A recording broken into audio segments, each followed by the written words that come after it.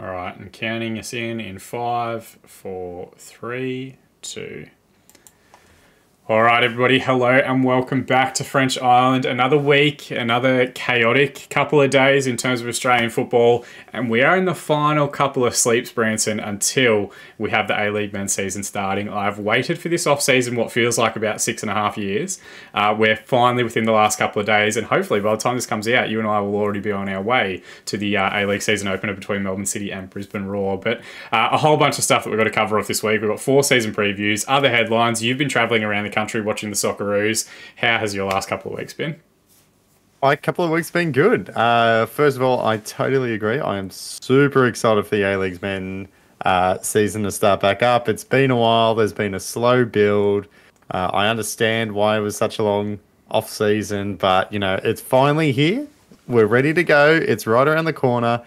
I'm looking forward to it. I'm buzzing. Can't wait. As far as traveling around the country, went up to Sydney for the Socceroos game, which was wet, but generally, apart from that, a good experience. You've absolutely nailed that segue because it takes us straight into our first headline of the week. And of course, the biggest headline in Australian sport is have a look at this handsome boy on the screen right now. The camera absolutely adores you. So I didn't see you on the live broadcast, to be transparent with you, but I did see your Twitter kind of blowing up a little bit with a whole bunch of different people saying that you were all over it in the early few minutes. And then, of course, this tweet, which I think got like 280 likes or something like that, is just basically you as a centerpiece of the Socceroos active support. So talk us through your experience on the night, and then maybe we might talk about Bankwest Stadium as well and what your first time attending that venue was like as well. It was good. So I just flew up with a mate, was having a bit of a look at flights and tickets and stuff, and it was dangerously affordable is how I think I described it to my girlfriend at the time. So I was like, do you know what? We're on here. So we booked it. We went up, flew up on the Thursday, stayed in Parramatta, flew back on the Friday, just in time to go to the Melbourne City FFA Cup game with your good self. It was a really good experience, to be honest. There was quite a few people, Socceroos fans, on the flight up, so that was kind of cool to see, to be amongst other football fans. There was a few Saudi fans on the flight as well, so that was interesting having a chat to them. Around the city, around Parramatta, just, the slow build-up as the day went on of people getting closer. As the game got closer and closer, the crowd got bigger and bigger and the pubs busier and busier, so it was just really cool. There was a lot of buzz, a lot of excitement. Bankwest or Commonwealth Bank Stadium. It was the first time I've ever been there. Absolutely loved it. It's great. As good as advertised. It feels, obviously it is bigger than Amy Park, but it feels a lot more bigger as well. There isn't a bad seat in the house. I was in the behind the goals, but you're just looking around and it just felt massive, and like the atmosphere was really, really cool. So even as well, just like little things like the concourses were just so well designed. I mean, we go to Amy Park a lot and there's a few bottlenecks there, getting in, getting out, getting around. But at CommBank didn't have any problems with any of that. So it was a great night, great stadium. Not a great performance, not a great result though. It was 0-0 against Saudi Arabia. I will be honest, I wasn't entirely thrilled with the prospect of paying money to fly up, stand in the rain for 2 or 3 hours to watch a rather uneventful 0-0 draw, I thought. I mean, what was your assessment of the game? But from my perspective, and I will be fully transparent here as well, we had been drinking since about 11 a.m. here. So my tactical assessment might not quite be on, but it just didn't seem that exciting. It wasn't, but they were two good sides. So, Yes, this is the challenge. Definitely. People always forget this, and I think we kind of look at the World Cup and stuff through rose-tinted lenses.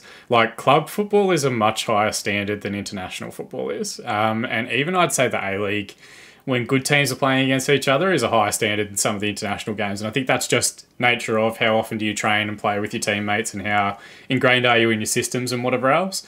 Even though that individual quality, those individual players might be a bit better. So it was a tense game. Saudi Arabia are a good side. They've had a great qualification campaign. Don't forget, before playing us, they came off beating Japan. We came off losing to Japan.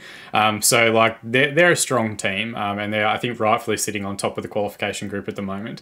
So there's that element to it, but again, I did tweet this out during the course of the game. It very much felt we were playing to not lose. We weren't trying to win it. We weren't trying to go out at home and get like a statement result to really, and I guess that's frustration as well. We just lost to Japan. We really needed to try and get ourselves 3 points to take ascendancy in the group. And we'll talk about the next game in a little bit, but like 3 points would have been absolutely massive in that game, not just to reel Saudi Arabia back in, so to speak, but also like give ourselves a little bit of momentum to kind of carry through games, because we've spoken about it previously on this podcast. We've not been playing fantastically well. We've been getting good results, but that doesn't necessarily mean that we've been beating the best teams. And I thought Japan were relatively comfortable against us. And to be honest, I thought, watching it, Saudi Arabia were pretty comfortable against us as well. I don't think we created a heap of chances. Yes, they're a good team, but I don't think we asked enough questions of them. And if one of our scenarios is Ryan Grant trying to do a long throw at Harry Sutar, like that's not great build-up play. That means that we're kind of failing in some respect. Players, personnel, whatever else, talk about that changing and being a little bit different. But in reality, I don't think we created enough chances to actually win that game. Different read from you in the stadium? No, I agreed. It definitely felt a lot like a game that both teams didn't want to lose. Not just Saudi Arabia, but Australia as well. And I think that was a little bit disappointing, because earlier on in the qualification, a lot of talk, or it felt like, that some of these games that we played back in Australia were points in the bank, in a way, so to speak. It's like, yep, we're playing away from home. Even our home games, are away from home. We haven't lost in Australia in, I can't remember what it is off the top of my head, something like 50,000 years or whatever it is since we lost a competitive game in Australia. So it sort of felt like, if the loss to Japan didn't matter, if we then beat Saudi Arabia.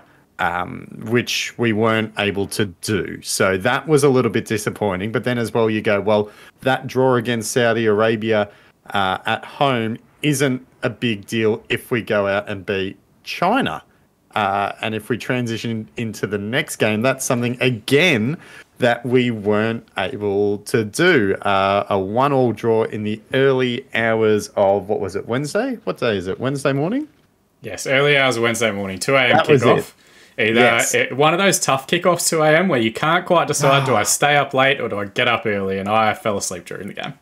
Yep, I had a pre-game nap, and still feel ruined afterwards, but that's all right.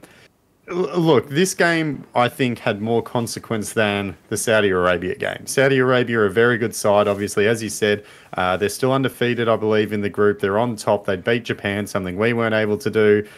So that game, again, not getting a result there, you can sort of go, yep, fair enough, not the worst thing in the world. But then that put a lot of pressure on this China game. We went 1-0 up in the first half, thanks to a header from Mitch Duke. I thought this game, we had the ascendancy. We had far more possession. We had a lot more shots. It looked like we were controlling the tempo a lot more. I thought our second half was a little bit lackluster. I thought during the first half we had a couple of really good chances. What was it? The Herstich, he had a ball to Lecky at the back post, the outside of the foot cross, if you don't mind. That was beautiful. But in the second half, it just felt like we sort of faded away. I don't want to say that we were content with our lead, but we didn't create as much going forward, and it ended up biting us. Yeah, absolutely. And I think that's the challenge, right? If you look at these games independently in a silo, and there are these people on soccer Twitter that are desperate for Graham Arnold to get sacked, just as there were people that were desperate for Postecoglou to get sacked at various points. And then at the same time now, there's all these kind of people that desperately want to defend the national team and say the national team's playing well, and they're not. And that's the reality. If you go back as far as the World Cup, when really international football resumed for Australia, we had one really great performance that kind of showed our promise and showed what could happen. And then since then, I think progressively we've just started playing worse and worse at both an under-23 and, then now a full international level as well, which really creates quite a few challenges. The frustration, I think, is that against Japan, we randomly played Aaron Moyes, like a left attacking midfielder, like a left winger, with Tom Rogic, and they were kind of our width, and that killed us a little bit. And people were pretty critical of it as being the wrong option, the wrong thing that we needed to do for that game. But then at the same time, we got to a scenario and situation against Saudi Arabia where it looked like maybe we needed to make a change, with Mabil and Boyle both kind of tiring a little bit, with a few different players also potentially looking like they need to come off. And the sub that he made was Riley McGree, a central midfielder coming on for a wide player. And it was at that point for me in the match, and you might not have necessarily picked it up in the stadium, where it felt like, okay, we're giving up on winning this game. Now it's about getting 4 central midfielders out there so that we just don't lose it. And that was with about 22 minutes to go or something like that. And then again last night, like the subs and changes that were made, they were made very, very late. I think Jamie McLaren came on with 20 minutes to go. Awen Mabil came on in the last 6 minutes. And it didn't really scream like we were trying to go and do that. So I fell asleep before the China penalty. I think I fell asleep just before the halftime break. I went back this morning and watched the highlights. The China penalty in the 70th minute, there wasn't a single highlight shown on the match highlights after that period. So my assumption is, and I'm happy to be wrong and correct it on Twitter on the comment section below, is that we didn't create enough chances after that period. And when you then take not just these silo results, which are disappointing, say that we've got 2 points in our last 9 games, that's pretty pathetic. And I think Graham Arnold would have been vindicated if he had have said, we lost in Japan, whatever, we're going to have losses in the qualification period. We got a draw against Saudi Arabia, but we picked up those 3 points against China. So our plan worked effectively. You know, like we went through to pick up 4 points out of a possible 9. That sounds a lot better. We've got 2 now. So that China game's going against us. We're now reliant on Saudi Arabia and Japan dropping points. And to be honest, it's not a guarantee that they're actually going to in the remainder of this qualification campaign. Well, we're now 3rd in the group. Yeah. We're now no longer in the top 2, so we're outside that automatic qualification bid. So in the space of those 3 games, you know, heading into Japan, it was, hey, if we beat Japan here, then automatic qualification is almost guaranteed. And in the space of 3 games, we're now on the outside looking in. So again, I think the penalty, the handball was rough. I mean, no one appealed on the field. Like, of course, VAR had a look, saw that it was a handball. But it didn't look like a penalty. No one thought it was a blatant handball. So it sucks. It stings. You mentioned some of the substitutions we made. All of the subs came after going behind. So I think it was McLaren came on, Mabil came on. I think it was Riley McGree. I think those were the 3 subs. All of them came... Rukavitska came on as well. So, but all the subs anyway, were after the goal was conceded. So again, it's a little bit reactive. And you could say up until then, even the penalty came from a cross, from a set piece, from a free kick, So it wasn't exactly the most dangerous situation. So maybe the game plan was working up until then, but then after that, everything was reactive, not so much proactive. That was the sense that I got.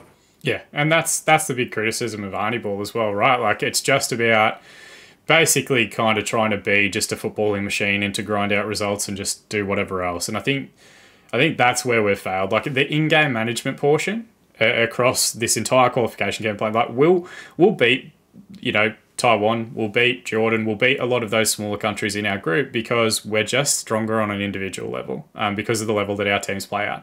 Once we get against Saudi Arabia, Japan, we actually haven't beaten a side like that since, I think, when we beat South Korea in 2017. I think that's the last time we actually beat one of the other kind of top 5 nations within Asia. And some of that is because we just don't back our players to go out there and do well. One of the best things about the Olympics qualification is that our players played really well against Argentina, a game that they wouldn't have expected to do really well. And in parts, we were much, much better than them. Obviously, that Argentine side wasn't that great in the end. But, you know, like that, we backed our players to do well and gave them the opportunity to go out there and perform. And it just feels like we're so scared of conceding, or we're scared to lose, so we don't win, and we're not able to give our players an opportunity. I'll shout out Run Them Memes over on Twitter, because he put a great tweet out during the week, like, what is a pass mark anymore? Is a pass mark getting to the World Cup, or is a pass mark getting 3 points at a World Cup? Because we went to the last one and didn't get any points. We went to the one before that, we didn't get any points. Like, we're in scenarios and situations where we're growing and developing as a nation. We don't just want to be a team that's there to make up the numbers anymore. We want to be a team that's able to go there and back our players to do the best against the best countries of the world, because that's how we measure our progression as a nation. But what's some of your thoughts? Is qualification still the pass mark for Graham Arnold, or is there an expectation now of our national team managers that we have to play a competitive style of football at a global level? It's a difficult one because I think it's almost 2 different challenges. Passmark has to be making it. I mean, you got to make it first. So if we were to not make it, that's an immediate fail. I mean, you've got to get there. So, but then once we do, like, qualification's a different beast. You know, you don't have as long in camp. You've got players coming from different leagues all around the world. Some might travel. Then you've got jet lag and all this sort of stuff. So, playing so many games as well in so many far-flung parts of the world. Short rest as well. Like what was it? We were in Sydney on Thursday. Then we're in the UAE on Tuesday. So qualification is a different beast to the World Cup. Once we get there, though, I totally agree. Like, we didn't win a game in the last World Cup. So it's got to be to get 3 points. We want to go there to compete. We don't want to go there and then just, bow out at the group stage. Of course, the World Cup is a lot tougher. It's a lot trickier. But, yeah, it's a tough one. It's going to be a difficult road going forward, though. We are going to get into our A-League previews, mate. But if we have a quick look at the table, so Saudi Arabia are on top. They're on 16 points. Japan are now in second place on 12.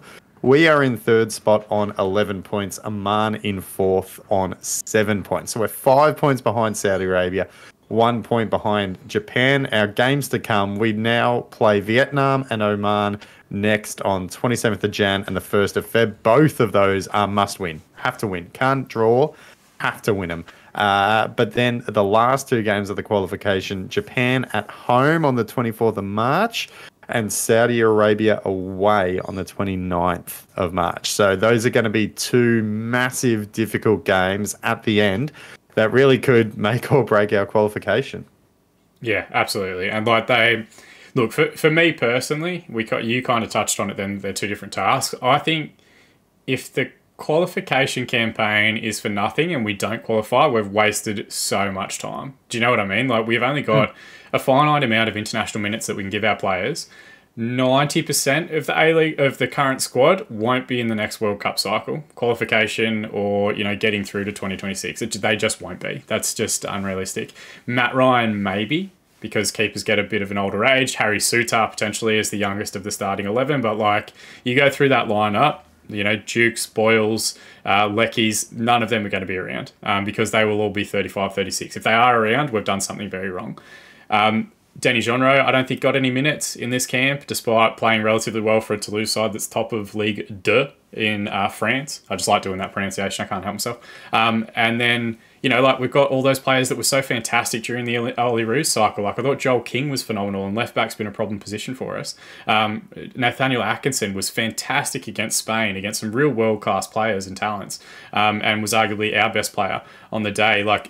Genro, Metcalf, a few of the other midfielders, all players that we really should be building around and looking not just to this World Cup, but 4, 5, 6 years in the cycle ahead as well. And we haven't seen enough of that. We haven't brought through enough talent. The one that we did is a Scottish guy who's 6'6" and fantastic, but who's the next up and coming youngster that we're trying to bring through as the next generation? Yes, John Rowe's in the squad, but are we really pushing that? Are we building a long-term future and vision? And is that because the coach doesn't anticipate he's going to be in the role in that position? Or is that just the short-sighted nature of international football?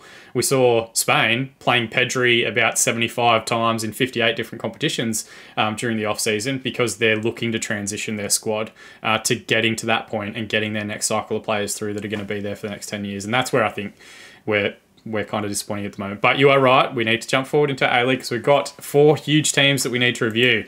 And the first one up, last season's 9th place finishers, Perth Glory.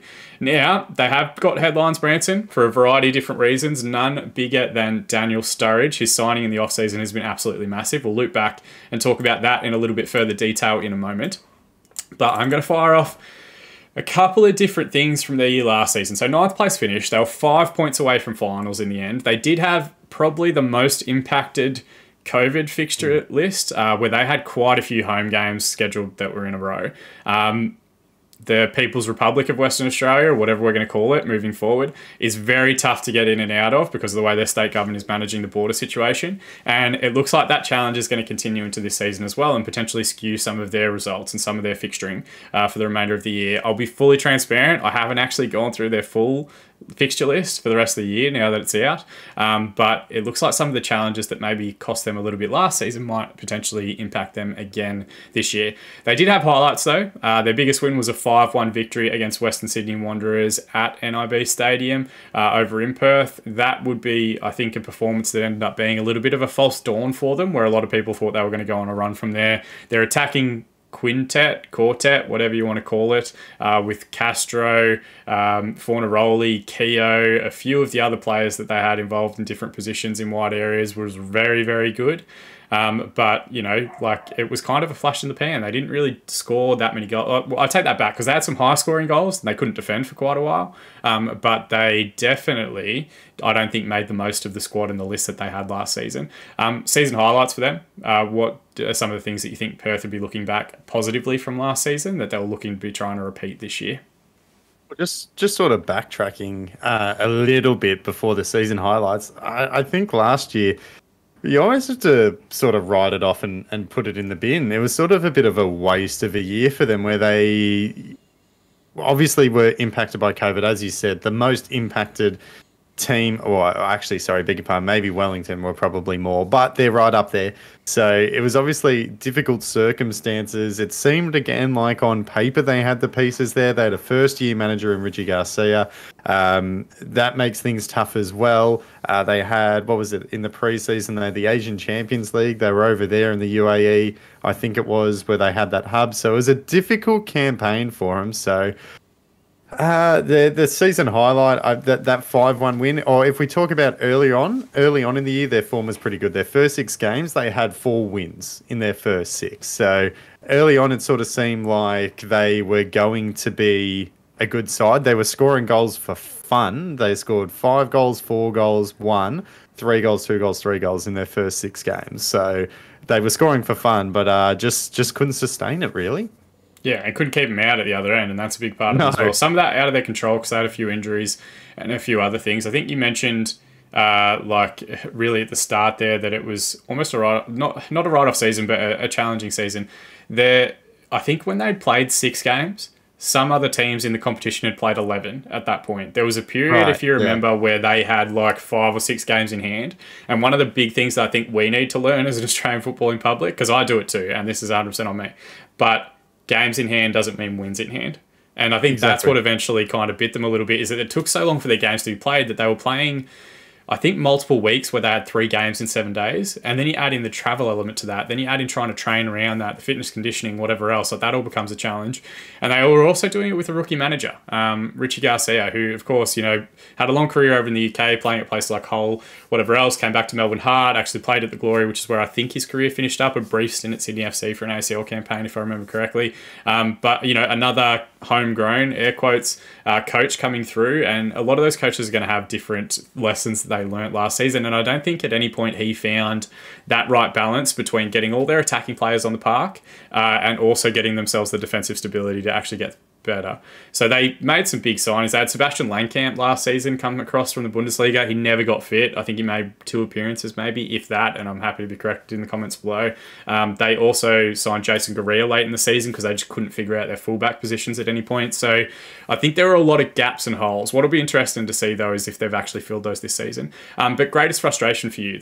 You've listed here in the notes that they had 1 win in 12 games in the middle of the season. Obviously, that's a pretty horrific run. Yes, they did pick up some points here and there with draws, but where do you think they'll be most frustrated and looking to improve this off year?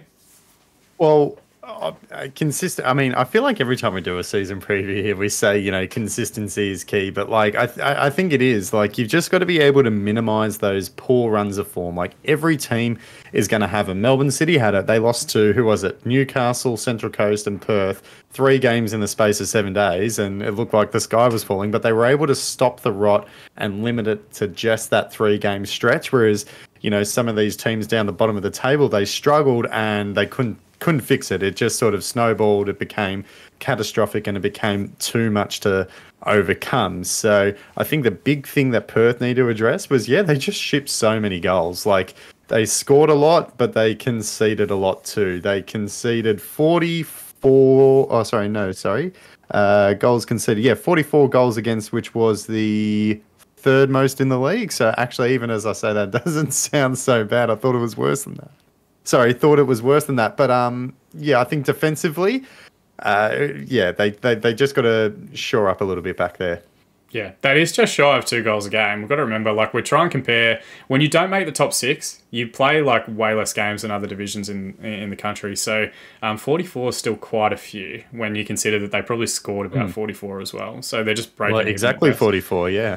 Yeah, for me, the greatest frustration, I think, was that they had quite a few players fall out throughout the course of the season. I don't remember Neil Kilkenny got like frozen out of the squad, and he's a big character. He is. We of course experienced him at City. He didn't get along with Warren Joyce either. It's happened again with Richard Garcia, where they had a bit of a disagreement.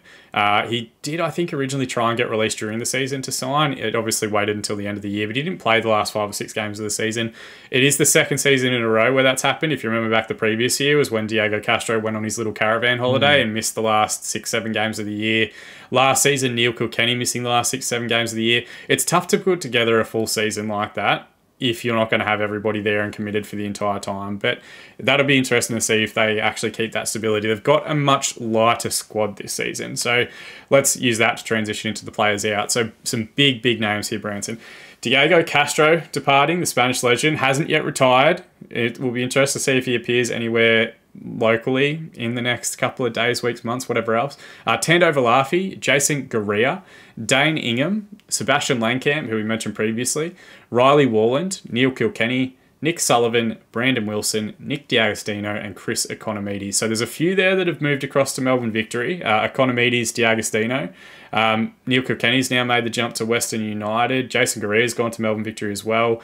I think Tando Valafi's playing in like Singapore or something like that. But there's a few players there who clearly have the ability to be playing at an A-League level, but it's a large turnover of players. Definitely one of the bigger groups out, I think, that we've seen across the league this season. Obviously, there's one big name at the top of that list, but who do you think looms the largest as the player they need to replace and potentially that they haven't yet replaced in their recruitment strategy? Well, I think the two things that are slightly concerning would be, or the two players that they've lost that I think would be most alarming would be Nick D'Agostino and Chris Economides, because when you look at their roster, again, they had a fairly old team. You know, Diego Castro, who has now left, but, you know, Bruno Fornaroli, Andy Keogh, Neil Kilkenny, again, who's left. But they had a pretty old team. So D'Agostino and Economides were two of their sort of young, prime-aged main pieces of their squad. So I think losing that, it does... It's worrying, I think. You know, it's some of their better younger players as well who still had potentially 2, 3, 4, 5 years at the club, and they've now departed in the prime of their career. So I think that is a pretty big loss. Yeah, definitely. And players that had, you know, more time at the top than what I think they've got. I think D'Agostino's still 23, maybe 24, and Economides is 26, turning 27 just after the season starts. So they've lost some old heads. I think Castro's huge for them. I think he was like their talisman, and he was the one player. There's not that many players around the A-League that you think can win a match on their own back. And he was definitely one of them because he was capable of those moments of magic where in reality he potentially, you know, like could have just done something, some piece of like individual brilliance, which we love to use in Australian culture as far as football is concerned, to really like kind of be that difference maker. So I think he's huge. And also I think he probably could have gone around again. So it's definitely, I think, an impact of some of the signings that they've brought in, which takes us across to some big names, but a much shorter list. The big one, of course, Daniel Sturridge joining as one of their designated players this season, the ex-England international, ex-Liverpool striker. A very long storied career, despite only being, I think, 32 years of age at present, but, you know, a little bit more on him to come in a moment. Brad Jones makes his return to Australian football after a long career over in Europe with the likes of Middlesbrough and Liverpool, and most recently in, I think, Saudi Arabia with Al Nassr. Aaron Calver makes the jump across from Western United. Jack Clisby makes the jump across from Central Coast after being a revelation for them last season, arguably his best football. Brandon O'Neill has returned home to Perth after, sadly, the passing away of his father. He wants to be close to his family, which is, you know, a common running theme with a lot of these soccer level players returning home. And then Visa winger Adrian Sardanero has also joined. So they've lost Branson there 11 players, and they have brought in 6 to replace them. Of those players in, who do you think is going to be key to the Glory's chances, and who do you think is going to be, you know, obviously one of the bigger ones for the league itself? It's a soft lead in, but you know how it goes at this stage. Yeah, I mean, let's exclude Daniel Sturridge from that list because he is going to make a massive impact, and he would make a massive impact at any club he goes to. What'll be really interesting to see, though, is on paper, looks really good, but is he going to be able to perform? Is the fitness there? Is the dedication there? Is the weather going to have an impact? I mean, there's all these sort of little question marks there where we've seen marquees who are big names. We've seen before marquee players who are big names come across and sort of not exactly take the league by storm. We've seen others have a massive impact and have a great career in Australia. So it'll be interesting to see which side of that line Sturridge falls on. I'm trending towards, I think he's going to be very, very good. Apart from him, I think Brandon O'Neill is a really, really good pickup. He left Sydney to go, where was it? I think it was South Korea. Is that correct? The K-League? He went to South Korea, and then I think he was in Thailand, and that's where he's come back from. So I think he bounced around a little bit in Asia. Yeah, but he left Sydney to try to go on to bigger and better things, if that makes sense. And so Sydney would have been disappointed to lose him, but he goes off and he's furthering his career. That's fine. So he's come back again for very unfortunate reasons, but I think Perth are definitely going to benefit from that. I think Brandon O'Neill would be a player who just about any team in the league would certainly want. So I think he's going to be a good pickup for them.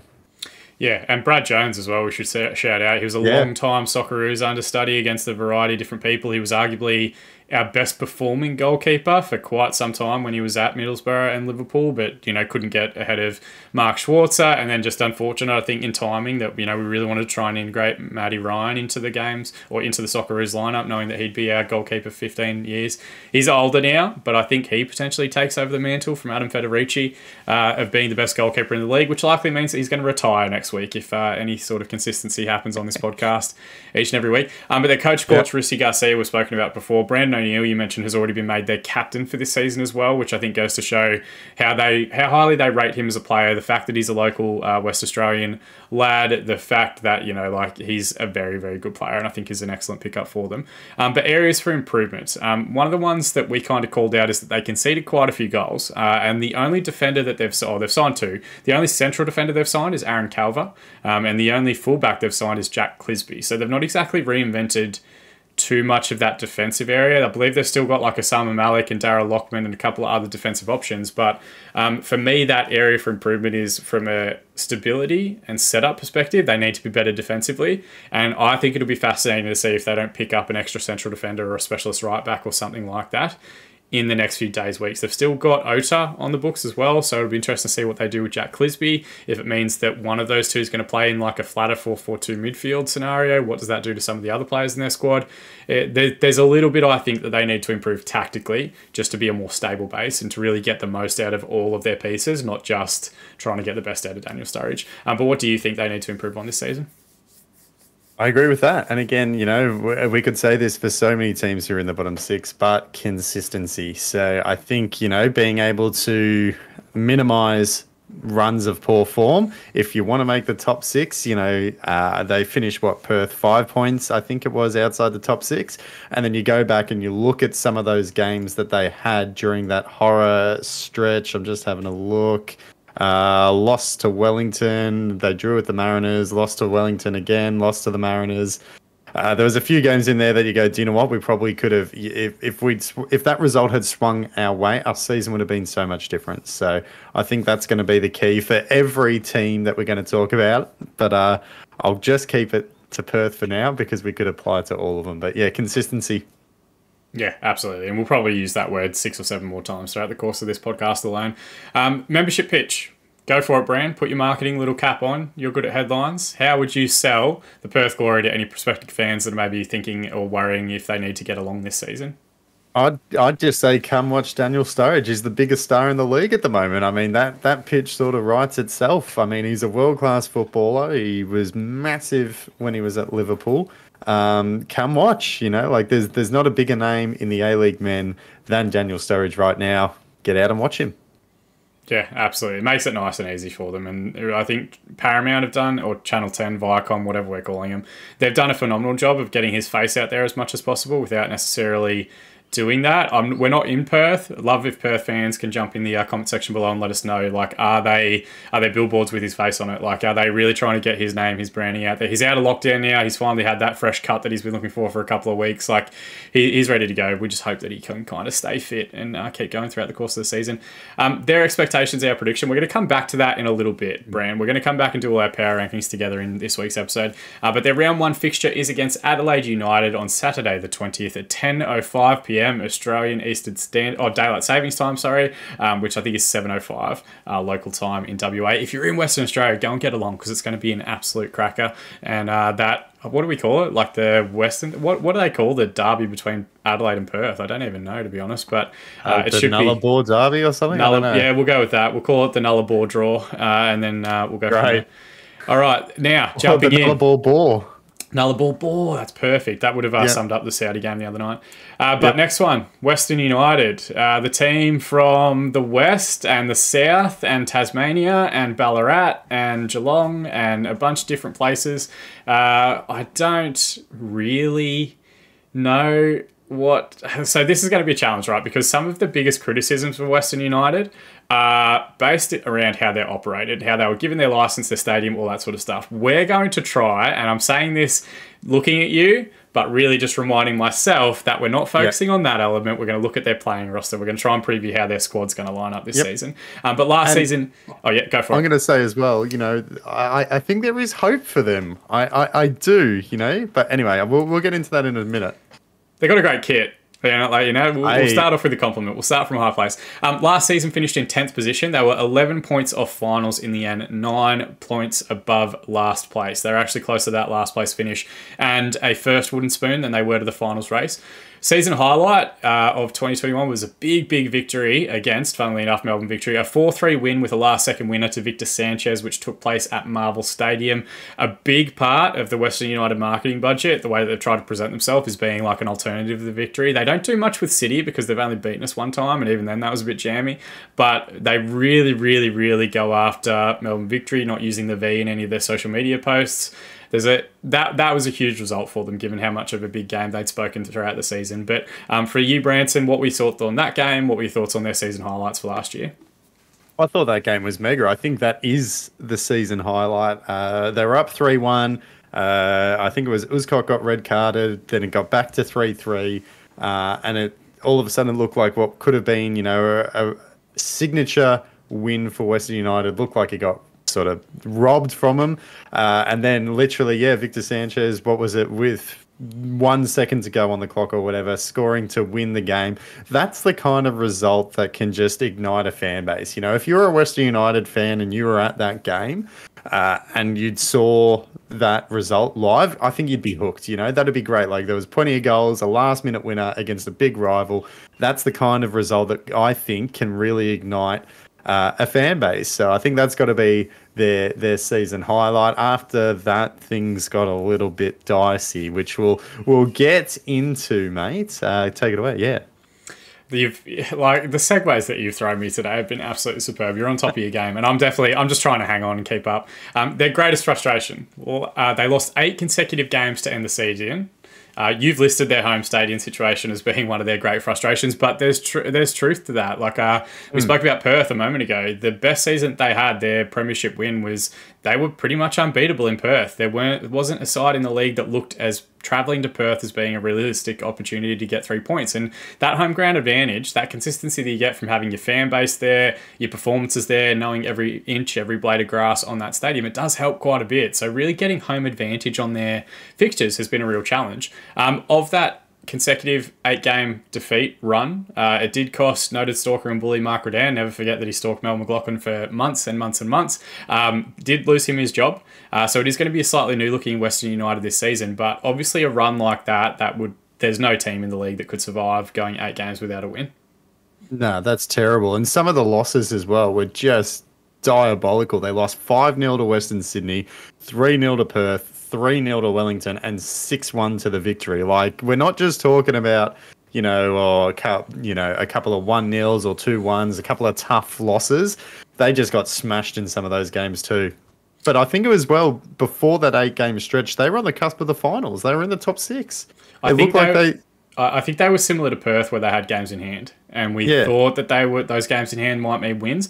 Don't forget, they lost 6-1 to a Melbourne Victory side that lost 6-0 and 7-0 last season. Do you know what I mean? Like, it's a Victory side that had its worst season ever, and even they were able to put 6 past this Western United team. So I wonder if the season had an extra 10 games to it, right, and the season had continued from that point, would Western United have been lower to the bottom of the division last year? Players out we're going to go through, because there's some quality players here, to be completely honest. Victor Sanchez selfishly said he didn't want to do lockdowns anymore and left Victoria and left his fan base behind. Goes back to Spain. I don't know if he signed anyone. I don't really care. Besart Berisha has moved on. A long storied career in the A-League with Brisbane Roar, Melbourne Victory and Western United. Still capable, but definitely his age is starting to show up a little bit. And he departs last season. Aaron Calver, as already mentioned, has made the jump to Perth Glory. Philip Curto was released and has since been signed by Macarthur in the last few weeks. Tommy Uskok also made the jump up to Macarthur as well. Ex-Melbourne Knights player, came through the NPL system in Victoria, very, very good player. Ika Guarashena, who I thought was fantastic last season, was arguably their best player in their squad, has made the return to Spain as well. Kane Shepherd, another NPL alumni, has moved on. Braden Inman has moved on as well. Andrew Durante retired after playing the Wellington Phoenix, one of the late games last season. It was a defeat for Western United, but he was very well received in front of the Knicks faithful there. And then Brendan Hamill has departed, moving to Melbourne Victory, becoming the first player to play for Melbourne Heart, Melbourne Victory and Western United, the 3 Melbourne sides in the A-League, if he makes an appearance in round 1, which we expect him to. Of those players out, who do you think looms largest and the biggest player that they're looking to replace this off-season? Probably Iker and Sanchez. As you said, like, Sanchez leaving just because of lockdown. I mean, it's hard to blame Western United for that one. That's just sort of, that sucks. It's sort of, similar to Sydney with Brandon O'Neill leaving, where it's sort of like it's outside of the club's control. So I think that's going to be a big loss for them as well. But yeah, what about you? Yeah, I'd go along with those two as well. I'd also say Tomislav Uskok. I think he was their vice captain last season, and we don't always see it on the pitch, but sometimes locker room leaders, dressing room leaders, like whatever else, sometimes they do quite a bit, and those leadership roles can be challenging to actually give it out. It's Josh Risdon this season's taken over, and to be honest, I forget Josh Risdon plays there a lot because he hasn't played that many games since coming to Western United, unfortunately, due to injury. So I think he's another one that could loom large, but also he's probably another one that was one of the most guilty for those heavy defeats, playing in that central midfield or central defensive position that he usually takes up. So I think he's an underrated player. It'll be interesting to see how he gets on at Macarthur this season, given their coaching scenario and given how top heavy they are and how much expectation there'll be on that defensive unit. But again, like, they've lost Calver, they've lost Uskok, they've brought some good players in. It'll be interesting to see how they work out. So we'll jump across to them now. Players in: Neil Kilkenny makes the jump from Perth Glory, as we mentioned in the previous game. Dylan Wenzel-Halls makes the jump down from Brisbane after being the main man and leading striker for the Roar last season. Ben Garuccio makes the jump across from Melbourne City after struggling to get into the starting lineup last season. Adissa Bayu, Ajak Du and Ryan Bozanovsky all make the upgrade to senior contracts on scholarship deals. Nikolai Topolsky-Danley, evergreen, continues to go in the A-League, makes the move down from Newcastle Jets. Noel Botic returns from a spell as a junior with, I think, Hoffenheim over in Germany. I've definitely probably gotten that wrong. It felt dirty as it came out of my mouth. It is Hoffenheim. Hoffenheim. I'm brilliant. I'm a genius. Jamie Young comes down from Brisbane Roar as well. Renee Krin, I'm going to go with, Slovenian midfielder who's got a good pedigree, playing in a couple of good divisions over in Europe. And then Prijovic, another striker who has joined this season. A little bit of like a, if you ordered Ibrahimovic from which type player. But he did get handed a very good goal by Jack Duncan in the FFA Cup last weekend. So who knows, he could go and score 100 goals this season. Of those players in, which one do you think is the biggest name and which one excites you the most and you think that the Western United faithful will be most excited about this year? How did you say his name? Is it Prijovic? Prijovic. Yep, I like the sounds of him. He scored, what was it? He scored the goal that sent Serbia to the World Cup last time. Yeah. So that's pretty big rep. So that's pretty cool. Who did it? Who did it this time, Brent? Who scored that goal this time? Do you know what? It was Alexander Mitrovic. That's crazy. Player. Isn't that wild that you had that little bit of trivia tucked away? Yeah, I think it was the 2014 World Cup, so it was a little while ago. But we've had some great Serbian imports come into the league. Ninkovic obviously kind of stands on top of that list. Dimitrovic, who played at Sydney as well. There's been a few players dotted throughout history, so he could be another one. He's not super well received on social media. Any post that has him in it gets a whole bunch of Saudi Arabian fans on it, calling him a donkey, because I think they were quite frustrated with Prijovic. Go and have a look at anything Western United related that has Prijovic on it. And it could be unfair. He could smash it in the A-League. We've had players come from greater obscurity than that. Berish is a great example, a player who came out of nowhere and just set the league on fire. So I think he could be good. And he was a lot quicker than I was expecting in the FA Cup game the other day. I thought he was a bit more of a lumbering kind of target man, but yeah, he did quite well. And it looks like physically he's good to go for the season. So I think he boasts quite large. And then you've mentioned Guarachena and Sanchez departing. They've got a big gap in midfield that I think they're trying to figure out. They've got arguably the best midfielder in the comp in Diamante still at 37. If Crin's going to be like his defensive shield and can do a good job at this level, I think he's going to be a key player for them as well. But they've got some good talent. It'd be fascinating to see what role Dylan Wenzel-Halls plays, because I was thinking he was announced early. He was actually announced before I think the season concluded last season during the final series that he'd made the move to Western United. And I thought he was going to be the main man up top because he was the main man up top at Brisbane and was pretty effective. But then they've also gone in and got Prijovic. So obviously, maybe they're not happy with that, or they might signal that they're going to have a change in system and a change in style this season. They might play both of them together. Who knows? That'll be a fascinating little subplot that we'll see throughout the course of this season. Coaches, though, John Aloisi, we haven't mentioned him to date. Previously at Melbourne Heart in a very, very rough era that I get PTSD about every time I think about it. And then some time at Brisbane Roar, where he did a little bit better, got them in some top 4 finishes in the league. The captain, of course, the best player in the division, Alessandro Diamante. John Aloisi, do you remember much of his Melbourne Heart era? Little bits and pieces. I remember him being galvanised a bit. He just a little bit. What about you? I don't know. Like I thought he was okay with the Heart. He sort of had a similar introduction to Kisnorbo, where he was the manager of the Y League side, and then in Brisbane, like I don't think he was terrible. Like he wasn't woeful. He just wasn't very good. He was terrible. Does that make sense? Yeah, no, he was terrible. Yeah, they were garbage. The standard of football was terrible. It was either we could launch a long ball forward to like Gigandich and Williams, or we did nothing. There were multiple seasons where like our leading scorer got like 4 goals and we didn't create a ton of chances. Eli Babal came through that lineup as like an 18-year-old and was better than the players that he had brought in, like Tadic and a bunch of other players that had kind of come through at that period that was supposed to be like, we're going to lead the line for victory. So we're going to lead the line for Melbourne Heart. So the standard of play was terrible. And then I thought he went to Brisbane and he inherited a championship winning side and he made them terrible. And that was a team that had Thomas Broich, who, yes, was slowing down, but they also had Jamie McLaren and Brandon Borrello. So like, imagine that front three now. That would tear the league apart. Yes, McLaren and Borrello weren't the finished articles that they are now, but like he had a very, very good team and he took them backwards. And he had a very old team. Again, he created that dad's army mentality eventually with like Macarone and whoever else coming in. Matt Mackay played forever, Matt Smith. But like good, he had a very, very good lineup, I think, in Brisbane that he was fortunate to get to work with. And then I thought he took them in the wrong direction. Anything can happen. Like coaching is an ongoing evolution and growing game, so he could be much better. He could have learnt lessons from those opportunities, but yeah, his style of football I think is pretty rough, and it will be interesting to see how he's grown and improved.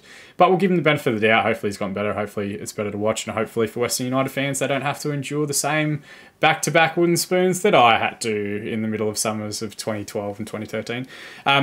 Areas for improvement. We said we weren't going to talk too much about their stadium, but specifically we kind of want to talk about club identity and what they're trying to be in the league. We spoke about this previously where we said they need to be something other than the Diamante club because so much is framed around him. Where do you think they need to improve most, and how do you think they find that real club culture and identity that's going to ingratiate themselves with a consistent fan base? Well, I think the identity is going to be the key selling point here. Like initially when they came into the league, a lot of it was geographical. You know, they were Western United and they were going to galvanise the West and get everyone involved and it was going to be great. But obviously with the whole stadium situation that we're not going to mention, that just hasn't been able to eventuate. That hasn't been able to sort of come to fruition yet. So I think what they have to do is really try to make their identity something enticing to fans. And to be fair, this is the thing that I actually think they've done reasonably well with. They have tried a bunch of stuff. They've tried stuff that is new. I will be honest and say I don't think a lot of it has necessarily worked, but they've done things like every kid gets what is it? Kids under 12, get in free to every Western United home game, which I think is great. I don't think any other club in the league does that. But that's a great initiative, get kids in there.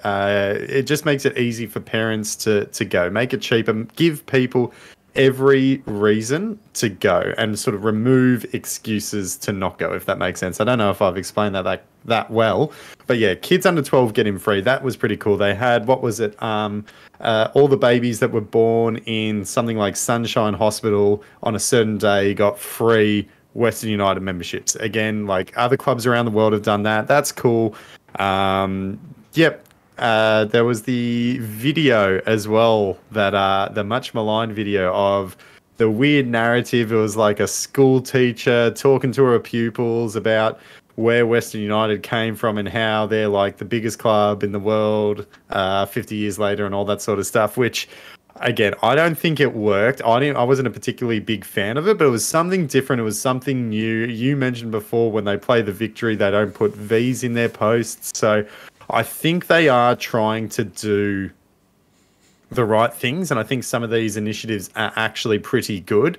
It's just sort of the fact that they're a bit of a laughing stock given the whole stadium situation.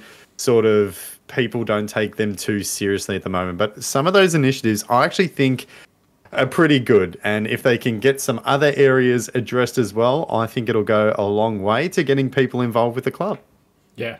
We forgot to mention Leo Lacroix. I just need to call him out in case there are any Western United fans pulling their hair out. He looks like to be a very talented Swiss defender as well. So let's just give him a nod. Yes. I agree with what you said, though. They are trying to do different things. Are those different things achieving that? So shout out to Michael Ireland, who's a fantastic Western United fan, over on Twitter, because I put something out that was like, who does this appeal to? Like, how does that, the video that you mentioned, talking about what they're going to be in 2069, and like the little pot shots they took at Victory and that and all that sort of thing, and it's basically like there's a CEDA intern at the moment who's like helping out around the club that's eventually going to be the club president. It's like, okay, cool. Like, it's something different. I'll give them credit to that. But where it fell short for me, I don't understand how it gets fans in the door today, and that's what they need.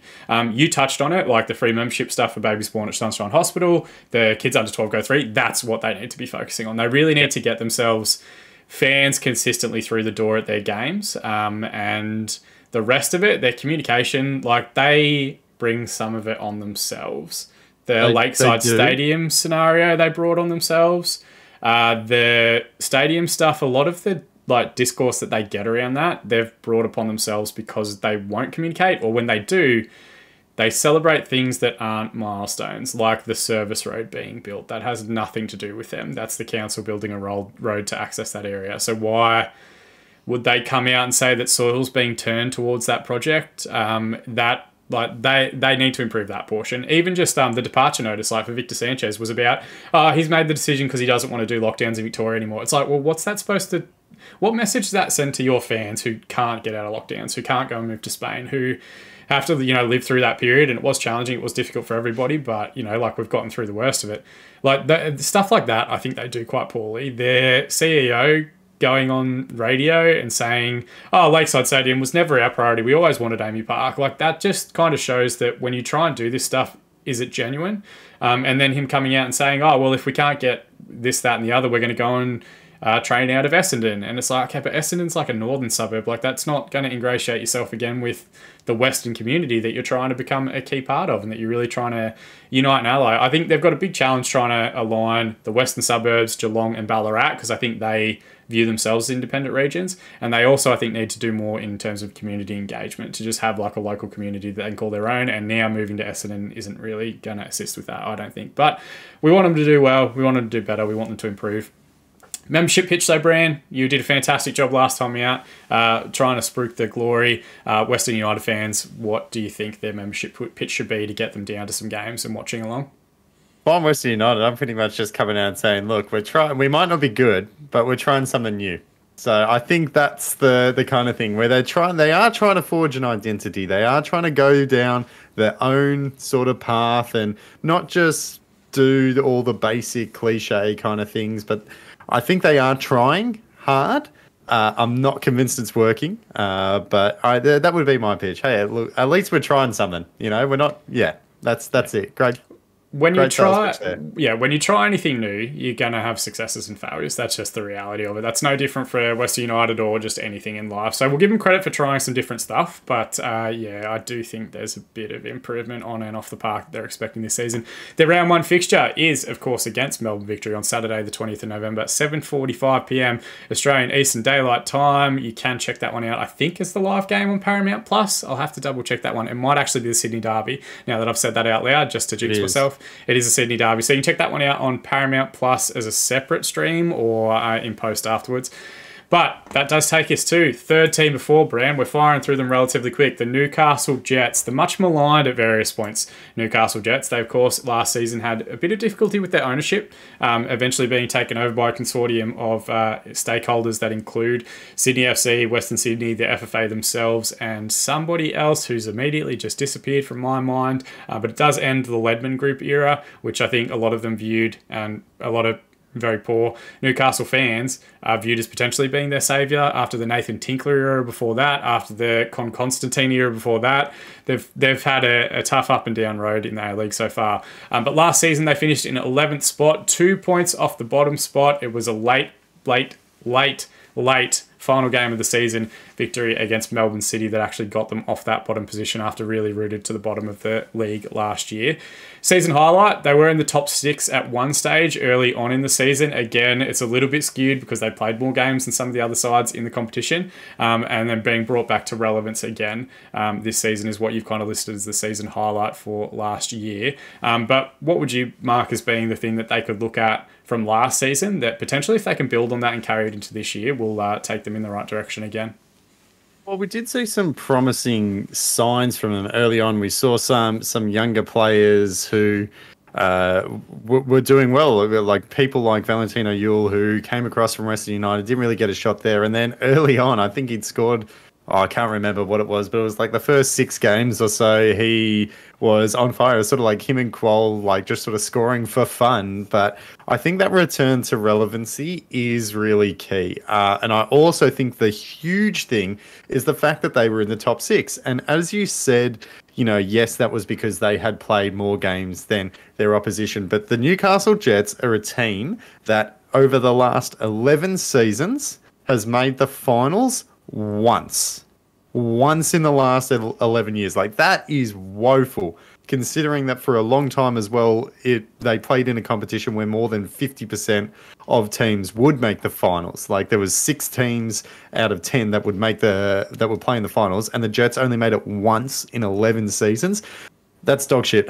Like, that's proper bad. So the fact that they were in the top 6, yes, there's an asterisk there. Yes, there was sort of certain factors that skewed that. I think that has to be something that they build on, and I think it's something that they can. It's like, look, we're not that far away, even though second half of the year they sort of fell off a cliff and then finished second bottom, and only, what was it, they beat Melbourne City in their last game of the season, a Melbourne City team who, to be fair, would have wanted to lose that game as well. But I just think the fact that there's got to be a glimmer of hope there, where they were relevant. The season wasn't a total write-off, even if it was just for the first half of the year. Honestly, I think that's got to be a big morale boost, and it would have been good for Newcastle fans who haven't had a whole lot to get excited about. The one year that they made the finals, they made the grand final.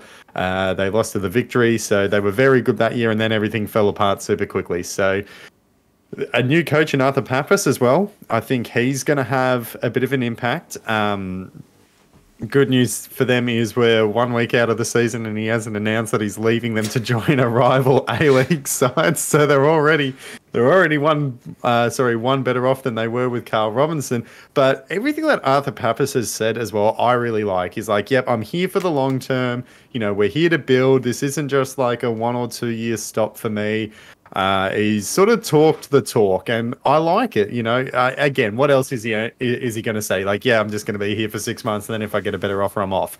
Like, he's never going to say that. But off the field, it seems like there's a bit of hope here. You know, they've seen what the Mariners did last year where they're able to springboard from last to third. So that's got to give some motivation. But I think, you know, there are some wheels turning in the right direction. What do you think?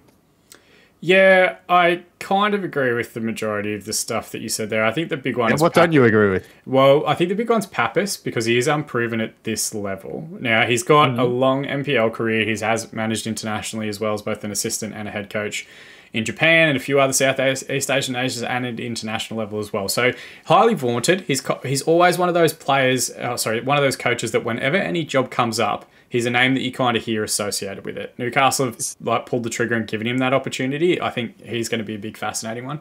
But yeah, you know the NPL, so you tell me. Well, not just the NPL. Well, yeah, he was with Oakley and Green Gully in the NPL, I think, in Victoria. But he was an assistant with Ange at Yokohama. Isn't that right? That's sort of like his big calling card. Yeah, well, I think he was also part of the Green Gully side he was the manager of the Green Gully side that beat Central Coast Mariners in the FFA Cup, and that helped kind of bring him to the forefront, if you remember that game from 2016, I want to say. I sure do. Yeah, so there's he's a name that comes up quite frequently, but this is his first real opportunity at an A-League level, and I think that's going to be huge. And I think he must have a pretty be well regarded by quite a lot of players because their recruitment has been pretty stellar compared to where they were 12 months ago, losing their best players on the cusp of the season, potentially losing Ugarkovic during the year, all that sort of stuff that they went through. This year's a very, very different story. So let's start with the players out. Cameron Devlin technically signed for the Newcastle Jets, but never played a game for them before he made the jump across to Hearts. So good little money spinner for them, and a good little money spinner for Wellington apparently as well, in that they were able to get him across. Nigel Bugard has retired, a long-time servant of the Newcastle Jets, one of the last few players that was remaining from season 1 of the A-League, has now departed. Nikolai Topor-Stanley, who I rate massively. I think he's an excellent player. Of course, now at Western United. Ali Abbas and Roy O'Donovan have both made the jump back across to NPL football. Roy O'Donovan to Sydney Olympic, which is very, very interesting that a visa player has stayed in the country and been willing to drop down a level. Matt Miller, who I think is still unattached. Youngsters Jack Simmons, Luca Perso, Rami Najjarine, have all moved on to other A-League clubs. Luca Perso now at Wellington, Najjarine now at Western Sydney. Short-term loan signings from Malaysia, Liridin Krasniki and Syrian Abimanyu have now both returned to Malaysia. Johor DT, their team from last season. Luis Italiano has been released. James Donachie has departed after not playing a game. Signed for them last year, went on loan in the Indian Super League, and then has now made the jump across to Sydney FC, as has Connor O'Toole to give them a fourth choice left back. And Johnny Katrumbis has moved to Western Sydney Wanderers as well. A lot of players out. I don't want to focus on the players out too much because obviously it was a group that didn't perform particularly well. But the players in Branson, there's some very fascinating names here, and I think we'll probably talk about 2 or 3 of them. So Matt German returns after an ill-fated spell with Xanthi last year, and that as part of that Popovic revolution. He has been handed this week as well the captain's armband for the Jets, which is fascinating. Dane Ingham has joined from Perth Glory. Mohamed Altai, who was previously a junior at Western Sydney, but comes very highly rated. As we know, Carl Robinson will release talented youngsters if it means freeing up cap space to get players that he signed or played with 10 years ago. Riley Warland has come across from Perth. Becca Mikeltadze has come across from Europe. He looks to be a pretty interesting prospect. We'll see how he gets on in the league. Jordan Elsey comes across from Adelaide United. The big giraffe moves to the west. Olivier Boumal, a French winger who has a pretty decent pedigree in his early days. Dylan Manane returns from a spell in Scandinavia, having previously played for the Melbourne Victory. And Samuel Silveira, one of Central Coast's most promising youngsters of the last 3 or 4 years, makes his return, I believe, on loan from a club in Portugal where he signed for originally. But some big names there. Anyone that jumps out at you as being particularly interesting? Definitely, I think, a few players that they wouldn't have been able to recruit 12 months ago. Well, Riley Warland, he was in the youth setup at Fulham, so he has to be good, right? If he's come from that magnificent, fantastic club, so he's got to be good. I think the key thing here again is a lot of young players, I think, is a really good sign where they've sort of they've ushered out a bit of an older generation, and they've got some good young talent coming here. I think Samuel Silveira, I think he could be very good. Obviously, he was really good with the Mariners, got that gig overseas, hasn't quite been able to make a breakthrough in Portugal, but coming back with something to prove. We have seen players do that and really thrive in the A-League again, sort of that second springboard. It almost seems like the first time they go overseas, don't quite make it, come back, do even better, then go over again. So perhaps he'll follow that same kind of career trajectory. Matt German as well. I thought he was fine for Xanthi. He made over 20 odd appearances for him. The fact that Popovic took him over as one of the A-League players that he sort of rated there, I think that says a lot. He made the most of that group, right? He made the most appearances for Xanthi. I think it was him or Brillante. They were the only two that actually really played when they were over in Greece. I don't know off the top of my head, but yeah, that sounds right where they were the two big players, but I don't know off the top of my head, who had more out of those two. But I think, again, a lot of these players that they're bringing in seem to be good pieces that they can build around, and not just for one season, but sort of long term into the future. So that's where I think, they are kind of going in a good direction here, where it's not just going to be a flash in the pan kind of thing. They're sort of, it seems like they're building themselves for long-term success. Will that come? No idea. Hard to tell, but it does seem like they've got a bit of a game plan, which I think is key. Yeah, and I think they've also got some young pieces from last year that kind of came through and got minutes that they're looking to continue to develop. So Archie Goodwin, a great example. I don't think he'll start every week. I think Mikkel Tadze is probably going to lead the line for them. But then other players like now, how's he going to step out of the shadow of Ugarkovic as being their main man in midfield? Like, what sort of role is he going to play in their system, in their structure?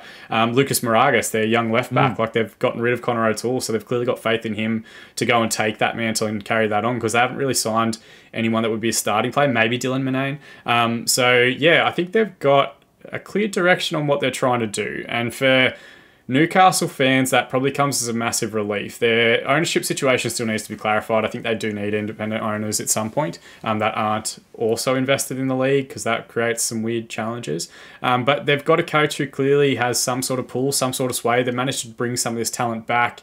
They've, I think, strengthened. They've got a much better squad than they did 12 months ago. Last year, I think we probably all picked them to finish on the bottom quite clearly, but now it's a little bit harder to actually pick where does this squad sit and how they're going to gel. Coaches we've mentioned, the Papas getting his first opportunity is going to be a huge year for him, and Matt German as captain as well. Area for improvement though, Bran. We've kind of talked about some of the things they didn't do very well and what they can be excited about, but where do you think is the first place they need to start in terms of improving this season? First place is hard to tell. I think on the run sheet, areas for improvement I just had everywhere. This is a team that won just 5 games last year. They lost 15. So everywhere. You tell me. You're a bit more analytical than I am. What do you think is going to be the biggest key for them? I think they have to. So if you remember 12 months ago, Craig Deans didn't actually want to be the Newcastle United head manager. Do you remember that at the back of the start of the season? He said he didn't want the job permanently, and then he was kind of like coerced into doing it.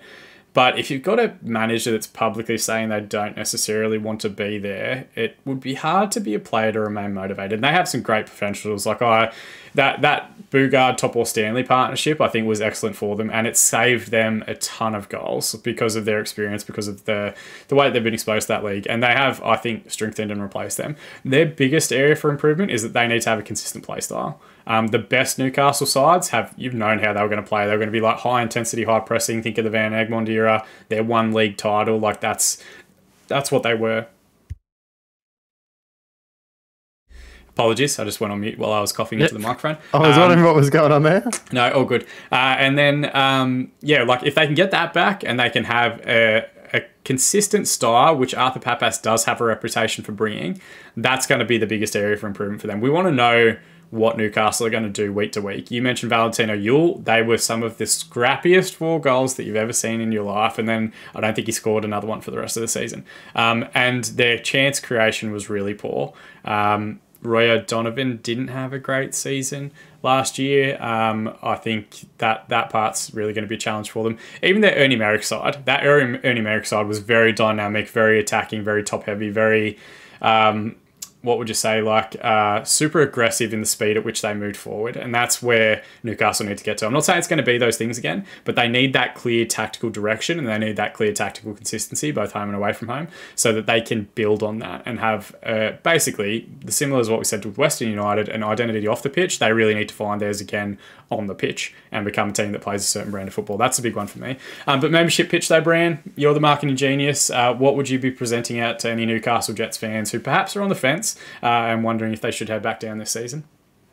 I'd say that there's hope in the horizon. I would say that we can be the next Central Coast Mariners. Like we saw the Mariners last year again. I mentioned it before. Jump from last place on the table to third. They were on top of the league. Don't get me wrong. I think the Jets are in a different situation, but why not us? Is what I'd be saying if I was the Jets. It's certainly possible. There is room for hope in terms of the players that they've been able to bring in and the direction that they're heading. So that would be my pitch, where it's like, the sky's the limit. Might not get there, but it's the limit. There's definitely parallels as well, because Stadic was a very highly respected coach that everyone said had a lot of talent. Papas is as well. I think arguably the Jets have had a better recruitment this season than the Mariners had last season. So, yeah, there's plenty there. And speaking of the Mariners, they actually are the Jets' round 1 fixture. It is an F3 derby against Central Coast, Sunday the 21st at 4:05 p.m, available on Paramount Plus and hopefully 10 Play or 10 Bold or whatever one it's actually going to be on this week. But it takes us into our 4th one. These exhausting season previews come to an end with last year's cellar dwellers, the Melbourne Victory. Ironic for the first time in their history, as it is their first wooden spoon, and Branson, their lowest ever points total. And that includes a year where they beat Western United 6-1, which is ridiculous.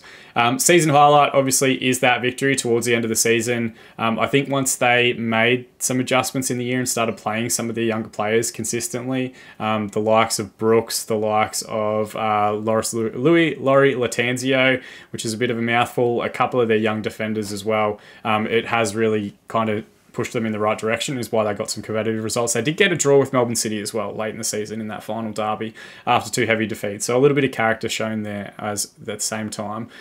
There's not many to pick from, but what do you think their highlight would have been last year? The highlight, if you're talking about one specific game, that's 6-1 against Western United. That's the one that leaps out there because there really wasn't much to write home about. They drew against Melbourne City. I guess that would be a highlight. They had a 5-4 win against Western Sydney, I think, at one point in a pretty exciting game. But other than that, it really was just a season of lows, to be honest. I mean, you and I obviously are French Island fans first, but Melbourne City fans second. So it's pretty easy to pile on the Victory, and so I'll try not to sink the boots in too hard and be a little bit unbiased, but there was pretty much nothing that went right last year. You mentioned who was it? Craig Dean's not wanting to be the full-time manager. Who was it? Who was the manager of the Buck? Yeah, and he was exactly the same. He said he didn't want the role, that he wasn't interested, that he turned it down. All of a sudden, he's the manager, and then it was nuts. His position just became untenable just based on the on-field results. It was crazy. So, I mean, I know you asked for my season highlight, and I've just sort of dived straight into general lowlights, but it was just that kind of season, to be honest. Yeah, and I guess the season highlight in a way is that it couldn't get any worse. Like, they can't do any worse than last year. They were absolutely dire. Those derby results, 6-0 and 7-0, and Grant Brebner having to sit there after a 7-0 defeat alongside the chairman and resign and thank everyone for the opportunity and stuff, like, just horrific. I think it also highlighted quite a bit for Victory fans as well, who perhaps weren't. Good results will mask anything, as we know. And in the history of the A-League they had before, like both Brisbane's successful period was very tough financially for them. Central Coast Mariners' most successful period, Graham Arnold was paying players out of his own pocket. Like, success can mask a lot of issues, but what Melbourne Victory haven't done, that other clubs have now gone ahead of them with, and I'd include Melbourne City in that, I'd include Sydney FC, Western Sydney, those other clubs that would consider themselves some of the biggest in the division, is that they have built infrastructure that Melbourne Victory still doesn't have. They still train on a public paddock next to Punt Road, one of the busiest roads in Melbourne. They don't have a formal academy structure. They don't have a head base. They don't have their own committed training facilities. They still share with the Melbourne Demons and Collingwood Football Club and Melbourne Storm and whoever else. And that, like, they've been making money hand over fist with the biggest supporter base in the country and a very passionate, very well-supporting membership base. What have they been doing with that cash during that period? Like, where has that gone if they've not been getting that infrastructure set up and getting that permanent home? So that kind of came to the fore, I think, last season, when it was really clear that Melbourne Victory isn't bringing through young talent. They haven't developed a starting 11 player since probably Lee Broxham. Everyone else they've brought in from other areas. And is that a sustainable strategy for them long term, or do they now need to start planning not just one season in advance, 2 seasons in advance, 3 seasons in advance, 5 seasons in advance, but like 10 years in advance, 20 years in advance. And the big one that they've done is Tony Popovich coming in, not notorious for bringing through young talent. So be interesting to see if that changes in any way, but he is a proven winner. Or are they just going to roll the dice again and try and just get someone in that can get them immediate success and just lurch from year to year trying to get the best team available to them? But quite a few players out. You can imagine after a year like that, Brand, you want to try and clean house a little bit. Dylan Ryan leaves and returns to Holland, back after the end of his loan spell with Willem Twey in the Eredivisie. So Nishikawa, promising youngster, departs as well. Nick Ansell's departed, heading across to Adelaide. Max Crocombe, Kiwi goalkeeper that was previous at Brisbane, has also departed. I think he's still a free agent. Storm Roo goes to the Central Coast Mariners in pretty much a straight swap deal for another player we'll talk about in a moment. Adama Traore has departed, heading to Western Sydney. The much maligned broken horse, Rudy Justed, has departed, and I don't know where he's gone at this point. Remember when he came and said he was going to be better than a whole bunch of other players that had played in the division, that he was going to replace, oh God, I've forgotten his name, the big Swedish striker, blonde guy. Never do this. What is his name? Toivonen. Toivonen. I'm the one that's supposed to correct you when you can't remember. No, but I had it on as soon as you said, I was like, I know who that is. And then as soon as you said, I lost it. When he said he was going to score more goals than Toivonen and then scored 4 goals and was horrific the entire time. Callum McManaman, who I thought was actually probably one of their better players last season, he's also departed, as has Jacob Butterfield. Elvis Campsona's made the move to Sydney FC and apparently turned into Lionel Messi if pre-season results are anything to be taken upon. But some very big names. I do want to talk more again, like we did with Newcastle Jets on their players in. So I'll run through those now as well, because there's some big names in this list.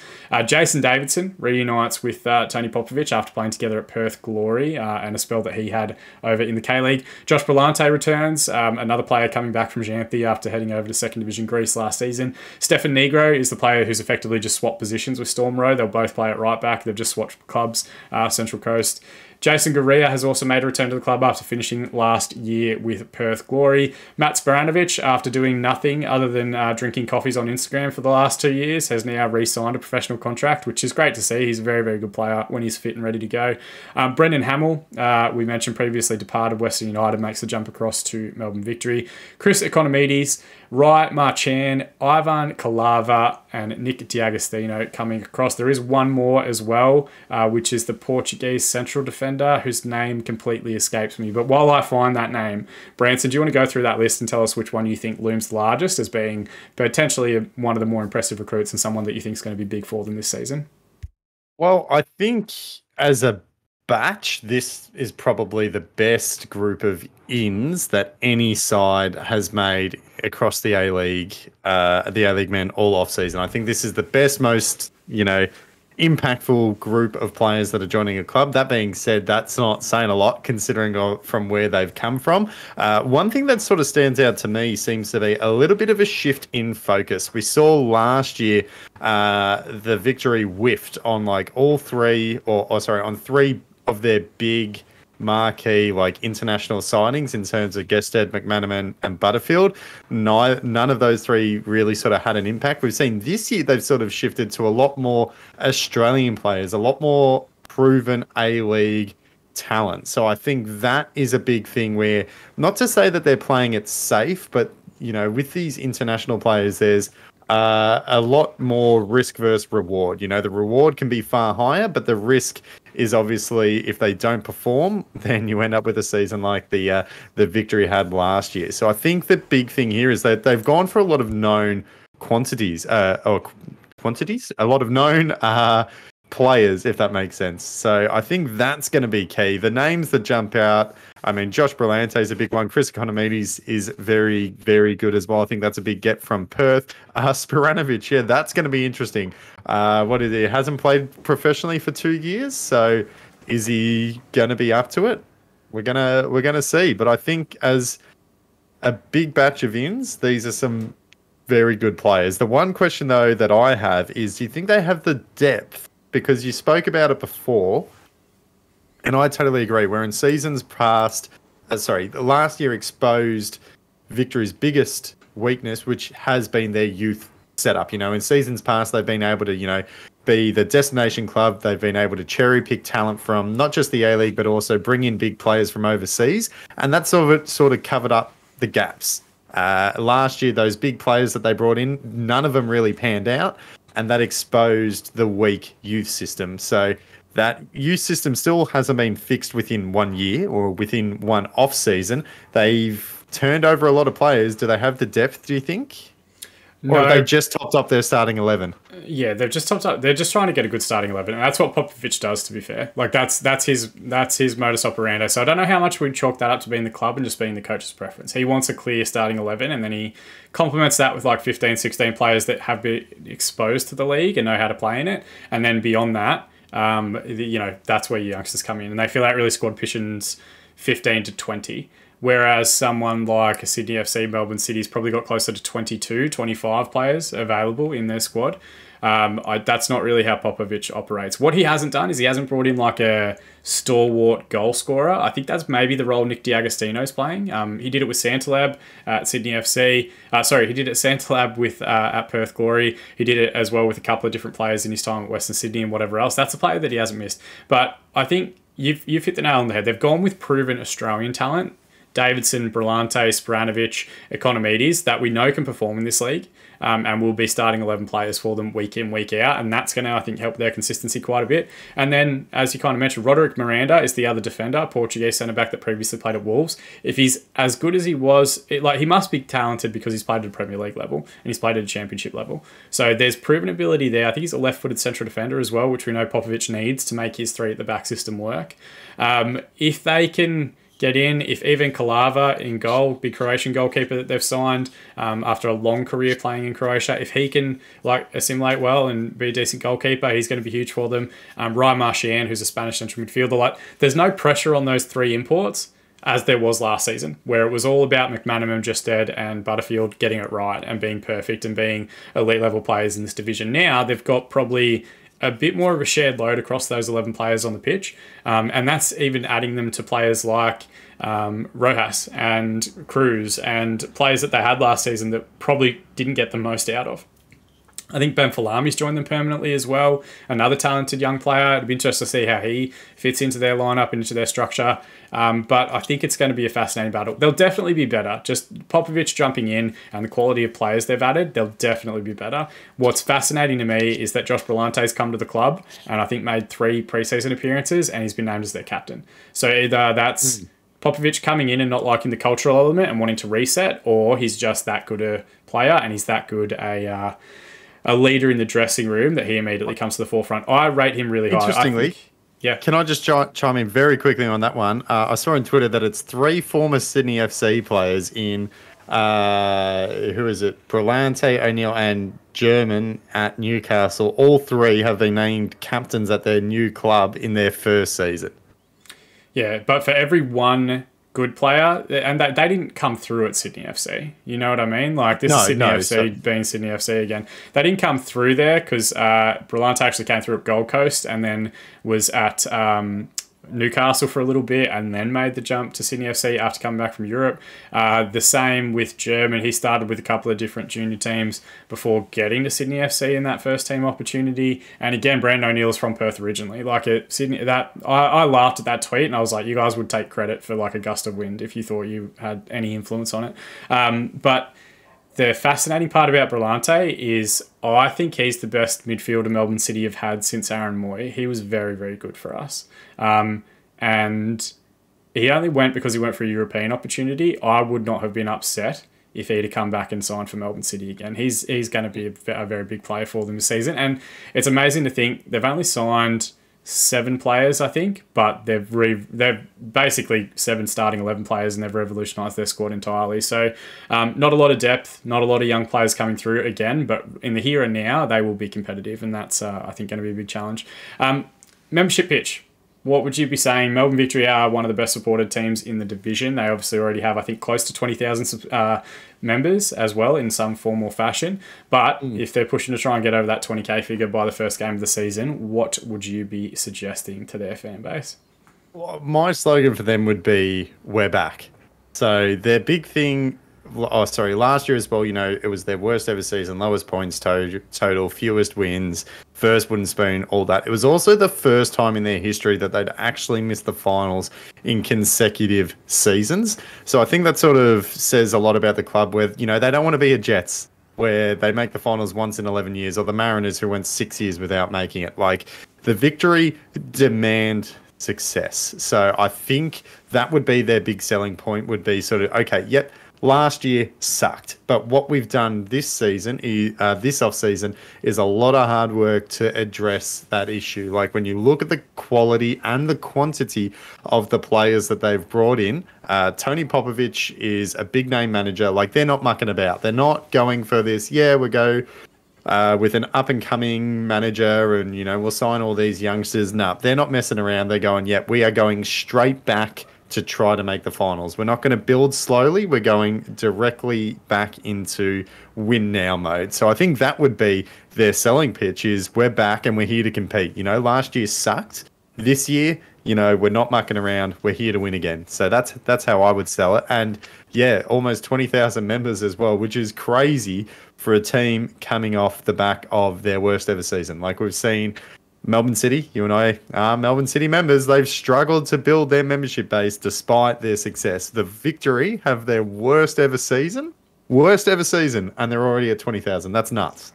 Yeah, they deserve a ton of credit. I think they're usually at like 25, 26, 27 by the year, so there's definitely trepidation, but the league is better when they've got a competitive Victory side, unfortunately, as much as I hate to admit it. So their round one fixture, brand, is against Western United, as we already mentioned, Saturday, 20th of November at 7:45 p.m. Not on 10 Play. It'll be on after, or you can watch it live if you are a fan of those teams, just on the 10 Play app. Okay, so Branson, we haven't done it, and now we're going to try and do 4 at once, which is the most that we've ever tried to do. Our rankings for the season so far. So just recapping, as we've gone through all of these individual previews for each club: Melbourne City, currently sitting top of the division; Sydney FC, Macarthur FC, Western Sydney, Brisbane Roar, Adelaide United, Central Coast, and Wellington Phoenix there today. We've now got to add in Perth Glories, who we're going to start with. I've put these guys just in the order in which we reviewed them. But the Glory, obviously, Sturridge, a big, huge in for them this season. Realistically, though, comparing the entirety of their squad, comparing their expectations for this season, where do you think they sit in comparison with some of the other teams on this power ranking? Sorry, was that Perth? Perth, yes. Sorry. Perth, okay. It's interesting because of those 4 teams, I think one of them will make the finals. I don't think Perth is that. I think they sit above Wellington, below the Mariners. What about you? I will go along with that. But, and it's a big but, is it depends entirely on if Sturridge stays fit. That is make or break for their season. Yeah. He's a player. We didn't talk about it because we're positive kind of people, but he didn't have the greatest injury record prior to his time with the Glory. He's also not played in a while because he had a betting ban from his time in Turkey for placing bets on football while participating in it. That means he's coming to Perth as well. Perth's one of the most beautiful places in the world, don't get me wrong, but the pitches there will be rock hard. Like, the Glory don't have great training facilities either. This isn't a world-class environment. It's probably one of the worst standards of training facility and potentially like coaching and fitness and conditioning that he's going to get at any point so far in his career, even including Turkey in that. So it's going to be a big challenge for his body, and he was a very injury-prone player at a Premier League level. Whether that's because of the pace and the power and all that sort of stuff that you have to be at every day, we'll find out. It is, we are at a lower level. He's not going to be challenged on a daily basis to the extent that he would have been over there, and of course he is slowing down, but it's whether his body's going to hold up is, I think, still the big question mark. Yeah, go for it. You were going to jump in there. Well, all I was going to say as well is, like, Perth have a pretty hectic schedule. Like, their first week, they're playing 3 games in a week. They've got season opener, FFA Cup qualifier, and then their round 2 game. So they've got 3 games in 8 days or something like that straight off the bat. So that's going to be a big test as well. Absolutely. So 8th spot, I think we can go with that now. Just ahead of the Phoenix. The Knicks just still need some players. That's their big challenge. This is going to be a bit of a weird way. I don't want to muck up your chart. I'm going to be honest, I think Wellington are at the bottom. I'm going to say Wellington down the bottom. I think Newcastle sit 11. So rather than... let's actually jump to Western United. Where do you think Western United sit? Because this is going to be a conversation, clearly, about where we think they're actually positioned. I think Western United below Perth. I think they would be 9. I think they would be bottom for me. Bottom for you. Ooh, yeah, because I think the Knicks have more proven performers in this league. I think Western United are They've got a coach who I don't rate particularly high. I'll acknowledge my bias there and that I could be wrong. They've got a fantastic player in Diamanti, but they don't have the pieces and parts around him to get the most out of it. Now, Prijovic could be that. We'll find out, and we'll see how that goes. But Diamanti had a good relationship with Berisha on the pitch, off the pitch, whatever else, and they couldn't really quite unlock that last season. He can play some excellent long balls to the likes of Piraeus and Connor Payne and whoever else, but again, like, he's going to be 12 months older. I think that class is going to be permanent for him, but have they put those right kind of like speedy players to do the running for him around him? I don't think they have. And I think so much depends for them on Kieran and Prijovic doing well in this division, having never played in the league. Let's be honest, Prijovic got a tapping goal because Jack Duncan threw it to him in the FA Cup game. So is that a bit of a false dawn? I'm just not impressed enough by John Aloisi as a manager, and I'm happy to be proven wrong, and hopefully this is one of those clips we can play in 12 months time where they've finished like third or ahead of Melbourne City or something crazy, and I get proven wrong. But I don't see anything in Western United's squad that makes me think they're going to be better than last year. Leo Lacroix could be great, but he's one great individual player. They want to play him alongside Tomoki Imai, who I think is a fullback. Like, there's a whole bunch of different stuff around there. I'm not sold on Western United at all. And I think Wellington just need a defender. If they can get a centre-back, they're solid. Okay, so you think Western United at the bottom, all right? You think Wellington just above them. Do you have the Jets above Wellington? Yes, I would. All right, okay. So let's do that then. Let's go Western United 12. Well, so do the Jets go above Perth, though? That's the next conversation, which I was going to transition they do to. not. You don't think they go above Perth? No way. I would make a case that the Jets go above Perth. I think no way. For me, it's still, again, like you were talking about Western United, John Aloisi not being a manager you're overly excited about. I think Paphos is a good pickup. I think he's exciting. But again, he's an unknown quantity in terms of a manager in the A-League. The Jets feel like they're building towards something more than this season. I don't think they're primed to do well. And this is a team that won 5 games last year. You know, I don't think that the steps forward that they will potentially make, in particularly on day one, season hasn't even started yet. I don't think that they have done enough to go ahead of Perth for me. I just don't see it. You know, again, maybe as the season progresses, again, you know, like if Fornaroli is not in good form, if Sturridge is hurt a lot, if Keogh can't get on the park, you know, if they can't replace D'Agostino and Economides, like, again, there are question marks over Perth, but I think on paper, at least at the start of the season, they've got to be ahead of them. If you let me put the Woo at the bottom, I'll let you put the Jets behind the Glory. That's fine. All right, cool. The toughest one though, Melbourne Victory. They have been on other people's like preseason prediction lists as high as first or second or third or whatever else. It is a huge jump to go from the bottom place side to the top team, and that is a big cultural change as well.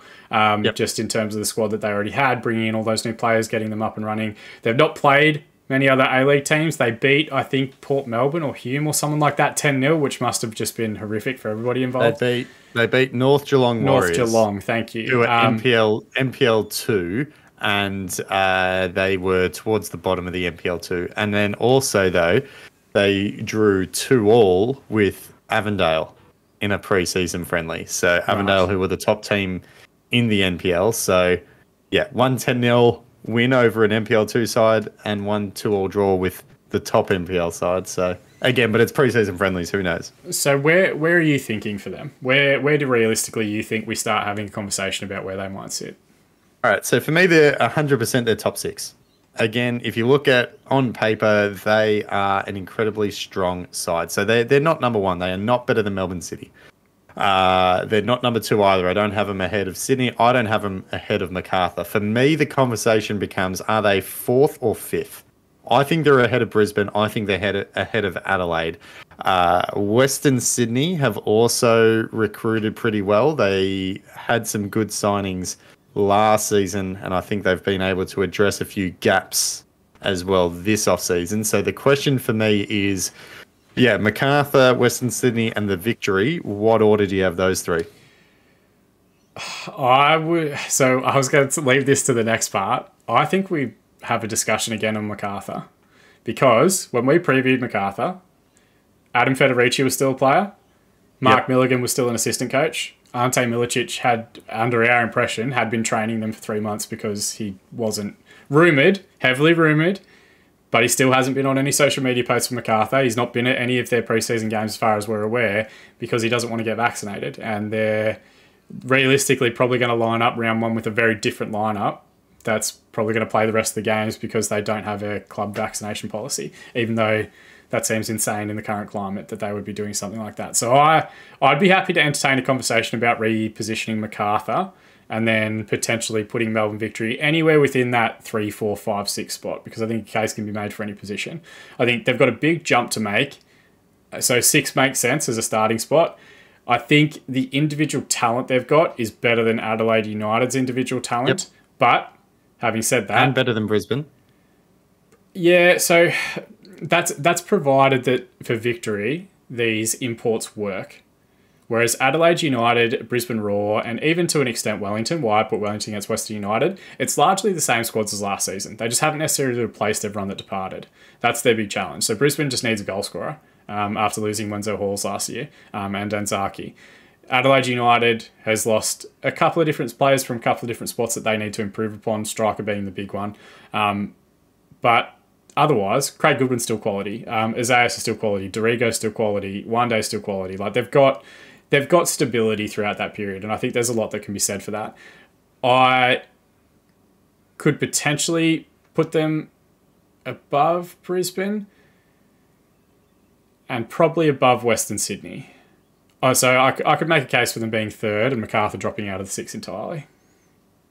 Okay, I'm gonna be. I think you're being harsh on MacArthur. I think you might be, and again, I could be totally wrong here. You could be totally wrong, but I think if you don't want to do it, we leave it as it is. That's fine. Well, no. I'm just going to say, I think you might be overestimating the impact that losing an assistant manager who's been the assistant manager for 3 months and losing a goalkeeper could have. Like Federici is a very, very good goalkeeper, but in terms of like structure and system, I feel like goalkeeper is the easiest to plug and play. Federici out, you just put a new guy in there. Okay, Curto's not of the same caliber. Curto's a former A-League goalkeeper of the year in his own right. So I don't think he lost his job to an NPL goalkeeper last year at Western United, though. But I think goalkeeper is the most replaceable position. But, okay, so the question... Here's the thing, though, right? MacArthur don't have a manager, effectively. If rumours are to be believed, they don't currently have a manager. Well, rumours, though. Rumours. Yeah, but then you put all those 3 things together and something is off at MacArthur. Do you know what I mean? Okay. And that could mean that they actually should be measured by what they are, not what we think they are. Okay. Or we measure them against what they could be. Well, like we're talking about them on paper without seeing them play a game. They could play on the weekend. But we're talking about everyone without them seeing we are, right. But, so I've got a timer going. We've got to call it. So we've got to make a call here. So, all right. All right, so we'll leave MacArthur where it is. We'll stand by that. And we'll say at the time of recording, we thought they would be 3rd spot. So where do you think Victory sit? I'm willing to put the VUC 3rd and then slide everyone down. MacArthur and Western Sydney down. Okay. What about you? Yeah, I'll go with that. Yeah. Again, it's a total unknown here, but I just think... I do think that the Victory MacArthur Wanderers, that bunch, is very, very tight. I think that all 3 of them, I think have a legitimate chance of replacing Sydney as the number 2 team. It's tough to split. Again, this is great. We're just going to have to wait till the season starts, and the good news now is it starts this weekend. So I think that is a fairly strong pre-season power rankings. Yeah. Yeah, and it could change 100 times. I don't know. We've been so harsh on Central Coast. We've been so harsh on Adelaide, who lost 2 players. We've been so harsh on Brisbane. It's when we did the Brisbane and Adelaide preview, we were talking about like they've closed the gap on Sydney FC, but apparently within that gap, it's still big enough for 3 clubs to jump in there. Like it is. It's a tough one. They have closed the gap, Yeah, but I think those other 3 clubs have just closed the gap more. Like those changes and those players and coaching changes as well in the case of the Victory and the additional players that they've been able to bring in for those other clubs, it just dwarfs what Brisbane and Adelaide United have been able to do. Like all 3 of those clubs above them, the signings that they've made this season have been immense, have been bigger than what Brisbane or Adelaide have been able to do. And I think that's the reason why those clubs are ahead of them. Yes, they've closed the gap, but I just think those other teams have done more. True, but MacArthur might not have a manager, and Western Sydney have a manager who's never actually won anything. So, like, that's where it starts to become how into the details, into the ways we get it. But I think we can call it. I think we can leave this as it is, and we'll share it on social media, and I'll make it the thumbnail, and we'll both look like absolute idiots when the exact opposite happens in 12 months' time. But Branson, it's been a long episode, as we always do. We try and get under our 90-minute mark. We fail, but we got through 4 season previews, so that's pretty good, I think, for our... Well, this is the mega preview podcast. It's the mega preview. It's the ultimate preview of the A-League season. The best leagues in the world for the Isuzu Ute A-League men, I need to get in the habit of saying. And then in 3 weeks' time, we've got the women starting up as well. That's going to be fascinating as well to see how the first A-League women's side, or AL-Dub, goes. It does bring us to an end for another week, and we'll be there on Friday at time of recording later tonight at that opening game of the season, which I can't wait about. If you're wondering if you need to get along to the games, please go and support your team. It's the best league in the world. You guys will love it, and the matchday experience is second to nothing else in this country. But Branson, anything late that you want to add before we depart for another week? I just want to hype up the league a little bit here. You know, we've seen this has been a super exciting off-season. I mean, you've said it so many times. It's been a really long one. It absolutely has. But again, just the direction that the league is heading in at the moment, you know, it's an exciting time, you know, with everything that's going on with Paramount, with 10, the mainstream media getting involved, you know, I feel like that's really done a fantastic job of drumming up some excitement. And, you know, in years past, it sort of felt like the A-League season has just started and no one knew about it. Like, it just sort of crept up and all of a sudden it began. It feels totally different this time. It feels like we've been counting down the days because we have. But then, you know, the build-up and everything, it's just immense. The excitement's there. We can go to games now. Hopefully this season is a lot less chaotic than last year in terms of venue changes, weird fixtures, home games away from home, all that sort of stuff. So hopefully it's back to normal. I think it's just going to be a ripper season. I think it is so up in the air, to be honest. I really do. Apart from Melbourne City, who I think are probably the clear number 1, from there down to about number 8, I think that is just neck and neck. So I think it's going to be fantastic. I'm just excited. That's all I want to say. As many people who can get involved, enjoy it. And that's why rankings were so hard, because no teams have gone backwards. Everyone's like strengthened. Everyone's gotten better. The quality of the league continues to grow and get better. The quality of football and football facilities and countries continues to grow. So why not get involved now? Why not get along to watch your games? As always, though, guys, thank you so much for watching. Thank you so much for listening along with us, whether you're on YouTube or Spotify. Please follow us on social media. Subscribe to the channels that you happen to be listening on to be kept up to date on all our future episodes. Check out our Patreon. We've only got a couple more weeks now at this point, which is crazy, until our Christmas episode, where we're going to be drawing the winner of a French Island kit. But really, from myself, from Bran, thank you so much for listening, and we'll see you all again on the island.